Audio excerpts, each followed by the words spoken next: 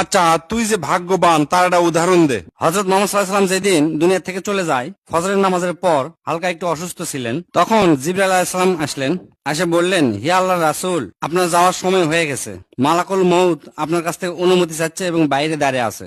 আপনি যদি অনুমতি দেন তাহলে সে ঘরের মধ্যে প্রবেশ করবে। তখন রাসূল সাল্লাল্লাহু আলাইহি ওয়াসাল্লাম অনুমতি দিলেন। অনুমতি দিলে আজরাইল আলাইহিস সালাম ভিতরে ঢুকে বলেন, হে রাসূল, আল্লাহ আপনাকে প্রথম আপনার কাছে এসে আপনাকে সালাম করতে বলছেন। তারপর তিনি সালাম দিলেন এবং বললেন, আমি আজ পর্যন্ত কারো জান কবজ করার সময় কারো অনুমতি নেইনি। শুধুমাত্র আপনার ক্ষেত্রেই আল্লাহ পাক আপনার অনুমতি নিতে বলছেন এবং বলছেন যদি সে আসতে চায় তাহলে আসুক, না আসতে চাইলে সে থাকবে।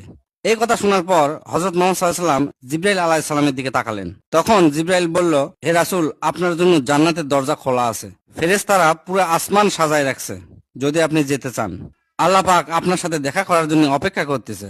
এই কথা শোনার পর নবী করিম সাল্লাল্লাহু আলাইহি ওয়াসাল্লাম বললেন, তাহলে আমার উম্মতের কি হবে? তখন জিবরাইল বললেন, আল্লাহ পাক আমাকে বলছেন আপনার উম্মতের জন্য আপনাকে কখনো কষ্টে ফেলবে না।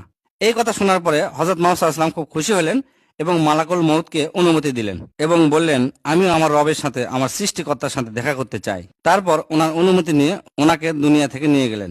তাহলে চিন্তা কর, মালাকুল মউত সর্বপ্রথম একজনাকে সালাম দিছে এবং একজনারই অনুমতি নিয়ে তাকে দুনিয়া থেকে নিয়ে গেছে। এবং উনি এমন একজন মানুষ, আল্লাহর কাছ থেকে তার উম্মতের নিশ্চয়তা নিয়ে তারপর দুনিয়া থেকে চলে গেছে।